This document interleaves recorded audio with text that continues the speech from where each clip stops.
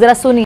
We are deeply grateful and remain so to the government and people of India, led by His Excellency Sri Narendra Modi. So India is being considered as a country जो आया उसने सबकी मदद की and everybody is good now.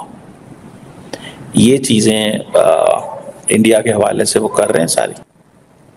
India ने श्रीलंका को normal होने में मदद दी है, ये बहुत बड़ी बात है।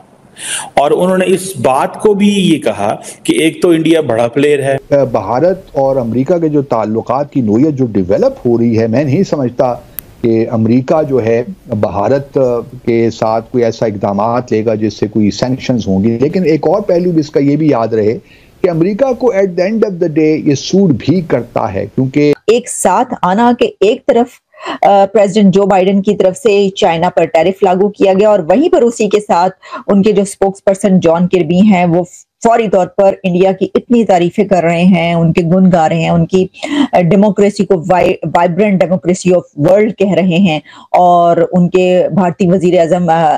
दुनिया का कोई देश अमेरिका के प्रतिबंधों को हल्के में नहीं लेता, लेकिन भारत ने ईरान से डील करके बता दिया है कि उसे अमेरिकी प्रतिबंधों से कोई फर्क नहीं पड़ता। जय हिंद दोस्तों, आपने खबर सुन ही ली होगी चाबार पोर्ट को लेकर कि अमेरिका अब भारत के ऊपर कोई भी सेंसस नहीं लगाएगा। चाबार पोर्ट को लेकर जो बाइडेन के स्पोक्स पर्सन ने भारत की तारीफ की, भारत के वजीर आजम नरेंद्र मोदी की तारीफ की कि नरेंद्र मोदी के कार्यकाल में भारत ने एक गगनचुंबी सफलता हासिल की है और भारत ने हमेशा दूसरे देशों की मदद की है।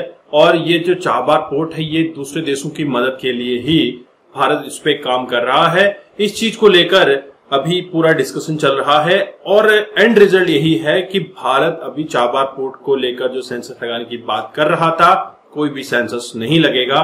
तो इसके ऊपर ये पाकिस्तानी रिएक्शन वीडियो है।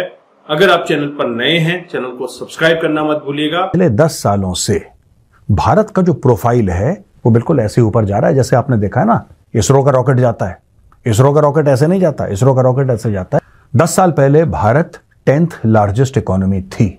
आज की तारीख में भारत 5th लार्जेस्ट इकोनॉमी है और उसके ऊपर जो 2 देश हैं, जापान और जर्मनी, दोनों रिसेशन में हैं। 10 साल पहले भारत 10th लार्जेस्ट इकोनॉमी थी।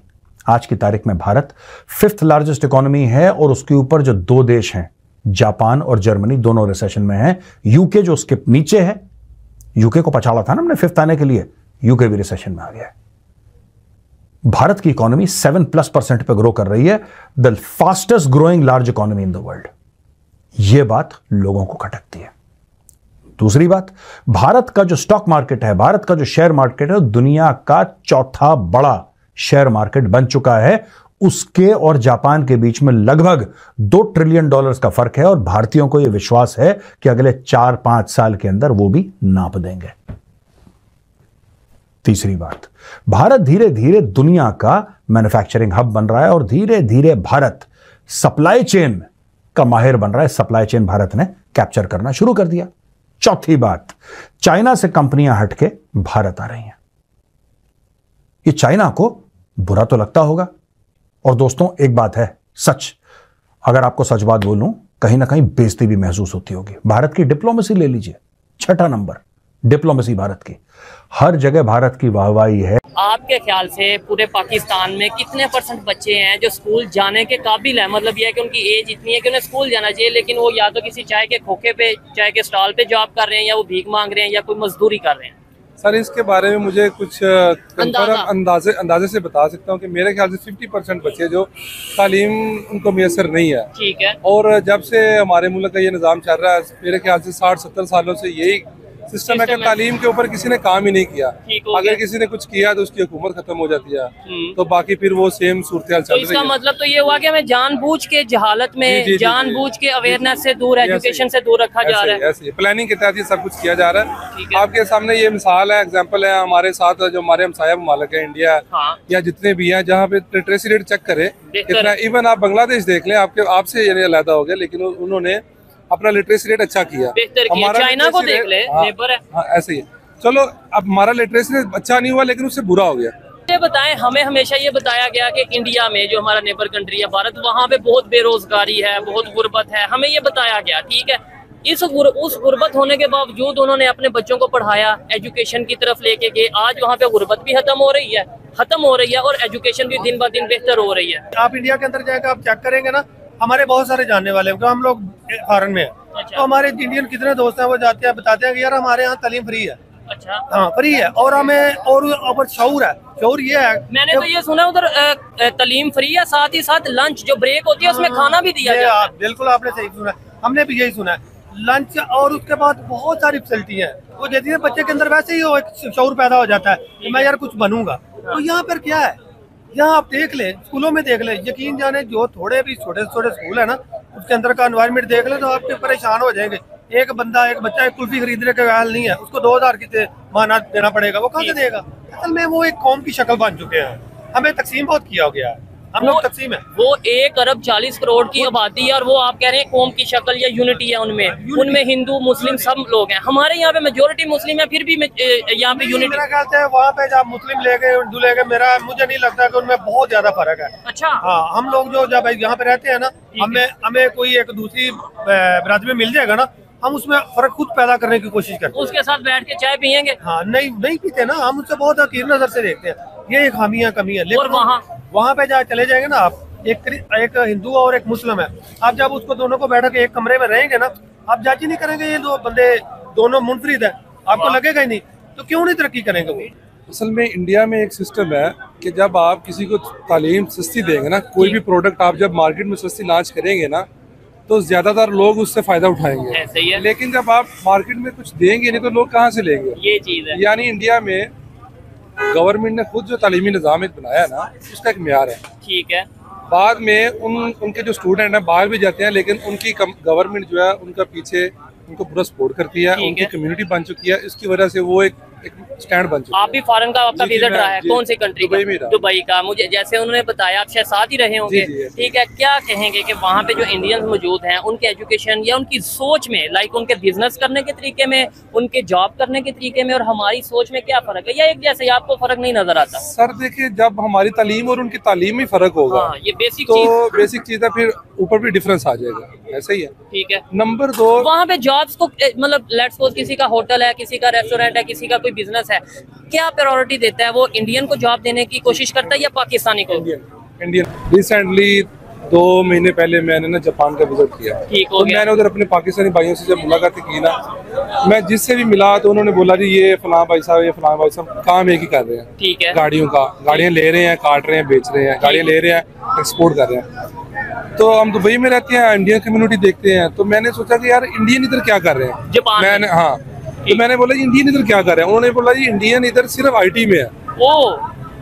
इंडियन कोई गाड़ियों के काम में नहीं है इधर, इंडियन कोई बिजनेस नहीं कर रहा, IT पूरा सेक्टर उनके पास है। उसके अलावा एजुकेशन में फुल लेवल, तो इसके अलावा उनका मेडिकल डिपार्टमेंट है। तो दोस्तों, आपने ये पाकिस्तानी रिएक्शन वीडियो देखा और आपको आइडिया लग गया होगा कि पाकिस्तान किस तरह से अंदर ही अंदर जल भुन रहा है। सेम कंडीशन अभी चाइना और कनाडा की हो गई है, क्योंकि चाइना से जितना भी मैन्युफैक्चरिंग है वो सारा शिफ्ट हो रहा है इंडिया में। इंडिया फोकस कर रहा है मैन्युफैक्चरिंग के ऊपर और इसके लिए PLA स्कीम भी लागू हुई थी, और इसके बाद दुनिया की बड़ी बड़ी कंपनीज आज भारत में अपना मैन्युफैक्चरिंग प्लांट लगा रही है। इवन अगर आप देखें टेस्ला भी भारत में मैन्युफैक्चरिंग प्लांट के लिए जमीन सर्च कर रही है। सुनने में आ रहा है कि जमीन मिल चुकी है, अब उस पे प्लांटेशन का काम शुरू होगा।